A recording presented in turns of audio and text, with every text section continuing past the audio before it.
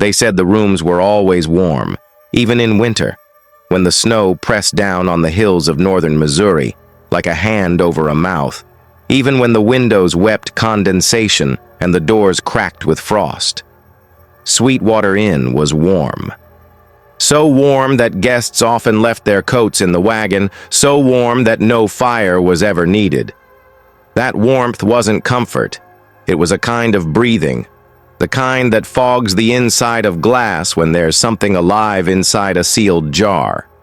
Remember hearing my grandmother talk about Sweetwater in a whisper, the way folks talk about dying towns or bad marriages. Her voice always lowered when she reached the name, and her eyes shifted like something might be listening from the floorboards. She'd say, "We don't speak of the beds, not after dark." No one ever asked why. No one dared. The legend of Sweetwater was simple enough. Before the war, it was a popular stagecoach inn, a place for weary travelers between St. Louis and Kansas City to stop, get a hot meal, and rest their bones. But the war changed things.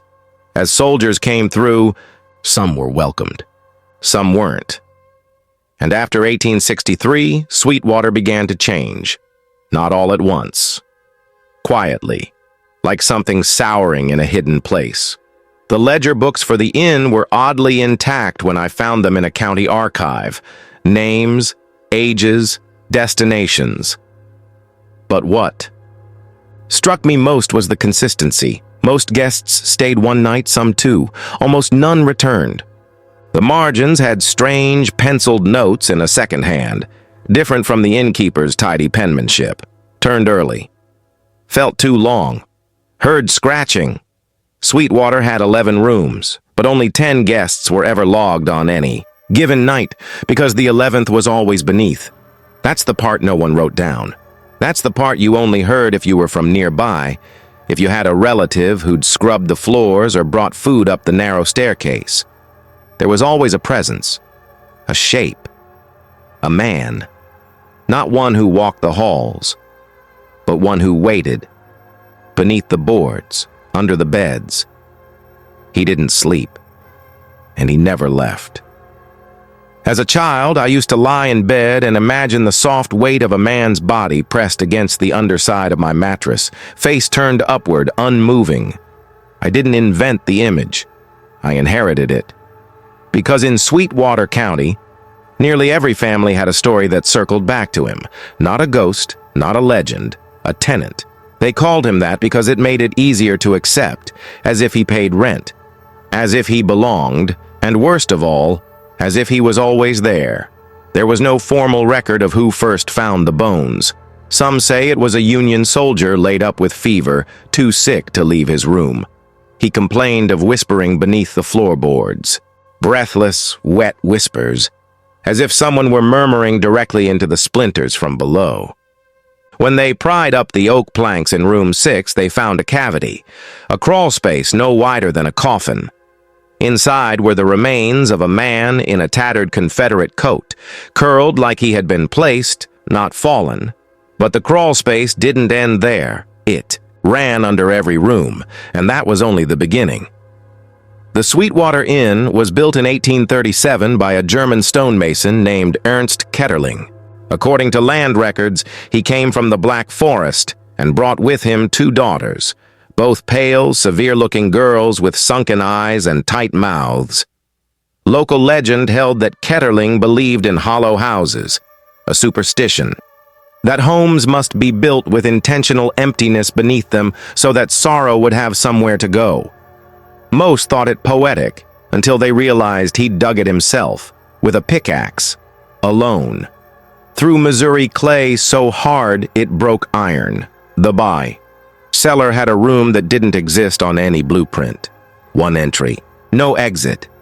An earthen corridor running straight beneath all 11 guest rooms. Ketterling called it Die Mieterhalle, the tenant hall. A single candle was said to burn at its far end, placed in a recessed shelf carved into stone. It was always lit, even when extinguished, even when drowned in oil. Travelers claimed to hear it flickering, as if windless air could still carry flame. By 1842, guests were already whispering of the breathing, the sensation that something beneath the bed pulsed with heat. Some said it felt like another set of lungs inside the mattress. Others claimed it wasn't breathing at all, it was listening. One man, a preacher from Ohio, left in the middle of the night after ripping all 4 legs off his bed, insisting they were rooted in something flesh-like. He was never seen again. His name appears in the ledger with a line scratched through it. Next to it, in the second hand, returned underground. Obedient. The inn never officially closed, but it emptied, not from lack of business, from refusal.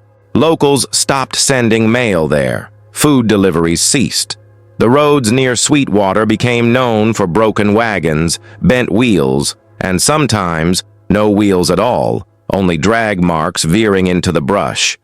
Children in nearby towns told each other not to count the rooms aloud if you passed it. That was the rule. If you counted to 11, someone new would take the 11th place beneath the floor. If you counted to 10, you were safe. But children lie, especially when they're scared. In 1863, during a lull in Confederate movements, a surveyor named Calhoun Bixby was sent to inspect local properties for possible military use. He entered Sweetwater on the afternoon of October 2nd. He never left. What the retrieval team found 6 days later wasn't a body. It was an indentation in the mattress, perfectly human-shaped, but the sheets were unwrinkled. There was no sign of struggle. Only his boots remained, standing at the foot of the bed, facing it, as if waiting to be worn by the next tenant. They said it changed after the war. Not the inn, but the earth under it. No longer hollow, no longer breathing. Now it waited. The rooms had this weight, like they were sinking slowly into something deeper than bedrock, and not one soul in Sweetwater could say for certain when the inn began receiving guests again. They just returned. Men with no memory of booking rooms. Women who claimed their names had always been on the ledger, as if Sweetwater had been waiting for them specifically. Even children arrived, unaccompanied, dressed in clothes far too fine for farmhands or orphans. All of them took room 3 or room 8 or room 11, never room 6, because room 6 had become something else. A mouth of sorts. In 1871, a railroad foreman named Everett Haskell took room 6 for a single night. When the innkeeper warned him, he laughed. A hard man, with rail-spiked knuckles and a scar over one eye. He never made it to sunrise, not because of screams or violence or blood. In fact, no one heard a sound. But when the sun came up, room 6 was empty, and the sheets were undisturbed, just like with the others. Only now there was something new, a series of scratches under the bed, shallow but intentional, etched in a spiral pattern, tightly wound, each loop inscribed with 5 words, still listening, still waiting, below. Everett's name, like the others, was later found, written behind the headboard in a different hand, backward, as if written from inside the wall. By 1879, the Sweetwater ledger contained more names than anyone could account for. Names with no local origin, names of immigrants from as far as Krakow, Prague, and Sarajevo. Even one written in dead Gothic script that no one could read, the last letters matching a gravestone found behind the inn in 1934, half buried in red moss. The inn's attic, long sealed, was reopened after a lightning strike revealed scorch, marks running in parallel lines across its roof. Inside were hundreds of photographs, not family portraits, not travelers. These were floor-level photos, all taken inside guest rooms, each from the angle of someone beneath a bed, looking out. It was only in 1886 that anyone truly understood what the cellar was. A group of surveyors mapping old Confederate supply lines ventured down with lanterns and measuring tools. They never came back up, but the man who went after them A porter named Elijah Reeves emerged days later, half naked, eyes missing, tongue cleanly severed. He carried a notebook with one page covered in his own blood, one sentence scratched over and over until the page nearly tore through. "There's not one man. It's all of them. He's all of them." After that, Sweetwater was sealed, not by any authority, by fear. No signs were posted, no fences, just silence. People stopped walking near it. Even the birds flew higher above that patch of land. But travelers still showed up, alone, quiet, and always smiling. They never knocked. They just walked in and vanished. The storm in April of 1901 wasn't particularly violent, but it was persistent. 4 straight days of gray skies and unbroken drizzle. No thunder, no lightning, just that constant weeping from the clouds, as if Missouri itself remembered something it wished it hadn't. That's when they found the ledger again. A boy named Simon Fitch, only 10, wandered too close to the inn while chasing a black-capped chickadee. His parents swore they'd only taken their eyes off him for a moment. But when they reached the edge of the Sweetwater clearing, the boy was already coming back out, mud-streaked, soaked to the bone. Clutching a leather-bound book so swollen with rain and age, it looked like it had been breathing in the earth for a century. He said the book had been on the table in the dining room. That would have been impossible. The dining room had collapsed. In 1883, the book still smelled of rot, but inside, dry pages, no dust, no mold, just names. Names upon names, thousands. And at the very center, one entry circled in red ink, dated 1863, Edgar Lorne, paid in full, room 6. Edgar Lorne, no census records, no family, no grave, only stories. The town's oldest residents, those near death, whispered what little they remembered of Edgar. A man who didn't speak, but who always seemed to be listening. A guest who had stayed during the war, paid in gold, and asked only for a room close to the cellar, and then vanished. Some say he went to fight. Others said he drowned. But the most persistent story was always the strangest. He was buried here before he was born. We all just waited for him to return to his body. The earth around Sweetwater Inn became unnatural. Corn wouldn't grow. Within 50 yards, cattle wouldn't graze. Dowsers claimed the water lines vanished near the foundation, as if the stone itself drank it. And the inn, despite roof damage, open doors, and crumbling floorboards, never flooded. Even after weeks of rain, not a single inch of water sat inside, as if the structure exhaled dryness. In 1909, a Catholic missionary named Father Callahan was sent to cleanse the grounds. He brought 5 men, holy water, candles, books. Only 2 men came back, and neither spoke again. Callahan was found weeks later in Illinois.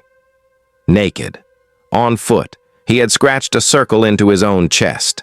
Inside it, 6 tally marks, one for each of the rooms he claimed had. No ceilings. And that's what came next. The blueprints, architectural plans from 1859 were discovered in county archives.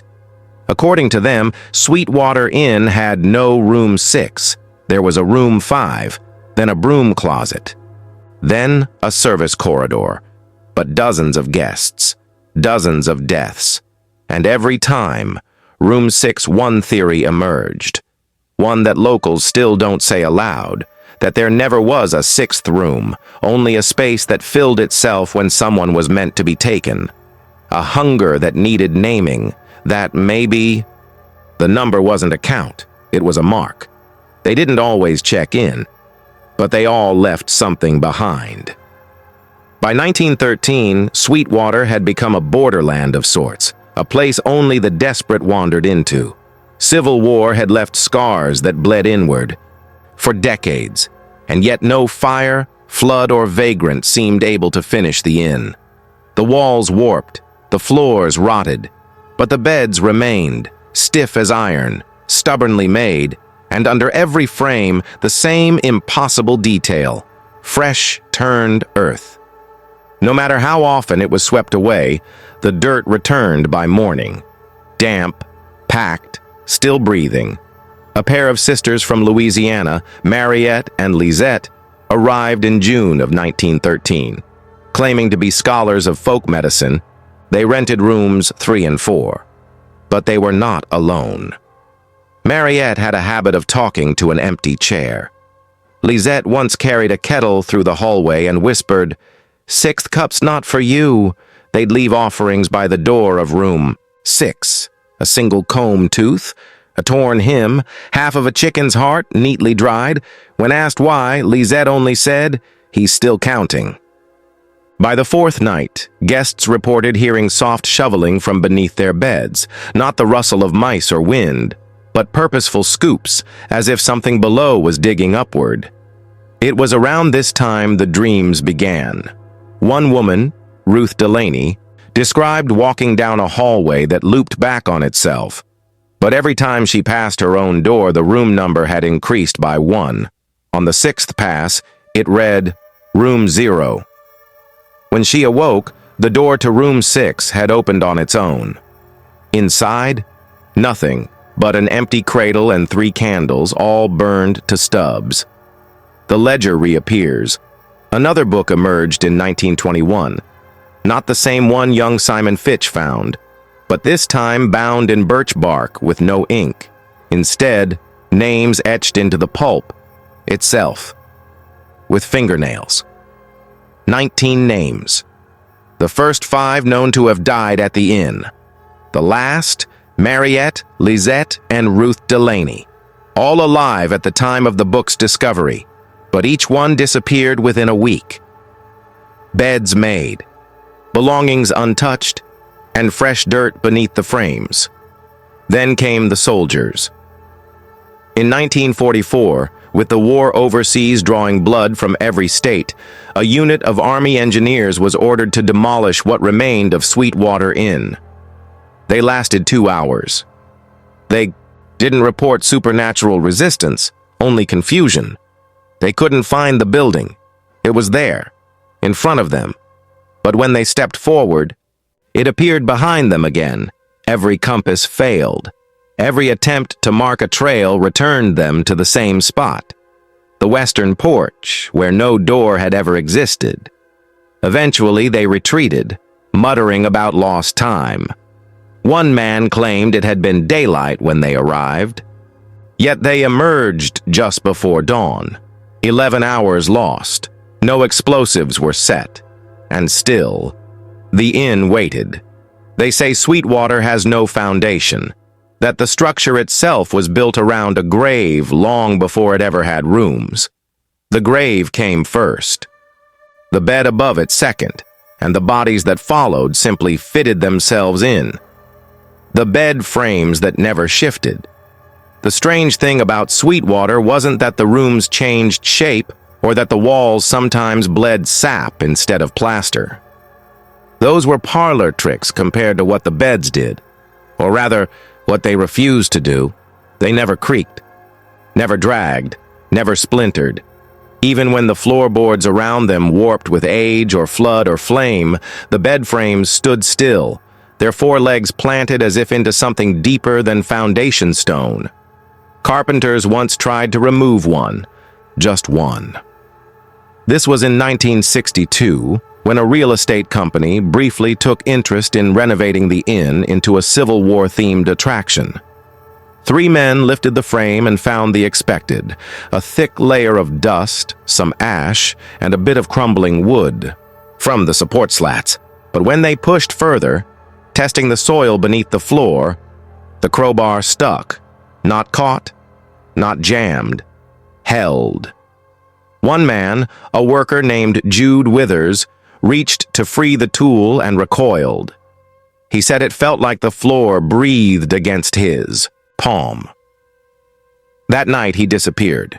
The innkeeper's journal in 1882, a portion of a handwritten journal, was discovered in a nearby field, still dry, despite 3 nights of rain. It was signed by a man named Elijah Burr, who claimed to be Sweetwater's last permanent resident. He wrote, "They don't leave anymore. The guests. They finish their tea, fold their napkins, and lie down. They don't move after that. Not even once." I think the inn learned to digest slowly, to wait for them to rest. It has patience. It remembers all our shapes. Census records. Tell a lie strangely, census records from the Sweetwater region never show more than 9 people listed as residents at any one time during its operation. But anecdotal accounts, ledgers, and surviving relatives cite over 40 people, passing through in the 1870s alone.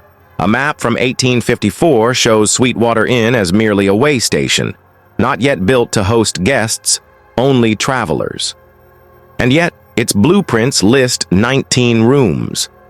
By the 1880s, all references to Sweetwater were removed from federal cartography. The town was absorbed into a nearby district. Locals claimed this wasn't a clerical error. They said the cartographers were shown something else when they passed through. The crawling beneath in 1973, paranormal researcher Carol Finch conducted one of the last known private investigations. She brought motion sensors, microphones, and 2 iron-shod stakes, which she hammered at each end of the hallway on the 2nd floor. The audio logs, still available in archive, record the following. 7 a.m., faint dragging beneath room 2. 1:18 a.m., whispering in triplicate, lie still. 1:24 a.m., the sound of fingernails raking up the baseboards. 1:29 a.m., Finch begins weeping uncontrollably. 1:31 a.m., she whispers back. But I didn't even lie down. By dawn, the hallway was bare. The stakes had been pulled out and placed parallel under the mattress in room 2. And Carol Finch was found sleeping beneath the bed itself, fetal position, eyes wide open. She never spoke again. Where they all go, it is said, the reason the Sweetwater Inn cannot be destroyed is because you'd be burning people, not wood. The support beams, they say, were never hewn from trees. Rather, from the remains of whatever was dug up when the first guest checked out. And still, if you knock at the right time. On the 7th door. At the 7th hour, you might hear a knockback, but from the floor, from underneath, from something that has never fully crawled out. The inn's final guest book. There exists a final page in the Sweetwater Inn's guest book, brittle and yellowed like onion skin, tucked between a false drawer in what used to be room 4. It contains no names, just outlines, finger-length lines, 19 sets of them, drawn carefully in black wax. Each one appears to be the tracing of a body curled into itself, knees tucked to chest, hands folded beneath cheek, as if in sleep. But one is different. It's standing, head tilted, arms reaching out, its fingertips smudged, elongated as if dragged outward or downward. The man under the bedsit was never a single man, they now believe. Not the innkeeper, not a former guest, not a Civil War deserter, but a shape, formed slowly from the habit of the place. From too many guests lying down and never getting up. From too many whispers in the dark that said, just rest. Lie still. I'll hold you if you move. By the 1890s, locals spoke of the grasping one, a shape that would crawl from room to room in the dark, never seen head-on, only glimpsed from corners, or felt beneath the mattress springs. They say it never needed eyes, because it could hear every name ever spoken in the house, especially the ones carved into the footboards. Modern accounts. Surveillance never works. Attempts in the 1990s and early 2000s to surveil the inn with modern cameras all failed. No electrical system holds power longer than 3 minutes. Battery operated. Systems fail by the hour. What has been recorded are grainy thermal flashes, a long-limbed shape shifting from under one bed to another in under a second. A handprint pressed on the inside of the bathroom mirror, fingers backward, a child-sized silhouette sitting on the ceiling like a spider. Every investigator reports the same phenomenon before fleeing. It's grabbing the thoughts out of my head. Return visits always end. The same what few return visitors remain, mostly fringe believers or broken former guests, repeat a single phrase as if hypnotized. The inn remembers how I lay. And worse, in some cases, I heard someone lie down next to me, but I was alone. One final incident, 2022. In 2022, a vlogger known for urban explorations uploaded a live walkthrough of the Sweetwater ruins. The stream lasted 41 minutes. At minute 39, the camera tipped sideways as if dropped. The audio kept rolling, heavy breathing, a drag across the floorboards, then a whisper. Your shadow got in first. The stream ended. 3 weeks later, viewers noticed something strange in the video's last frame. A brief flicker, easy to miss. The bed in room 7 was empty when he entered, but for a single flickering moment before blackout, a second head was on the pillow. Sweetwater stays hungry. No one has legally owned the Sweetwater Inn since 1904. Yet the property taxes are always paid on time. Its gate is always locked from the inside. And every bed, to this day, appears freshly made. Some say if you knock on the side of a headboard gently at night, wherever you are, you'll hear a sound under your mattress, soft as teeth grinding, and then something will creep up, cold and human-shaped, to grip you softly behind the knees, just to check if you're still awake.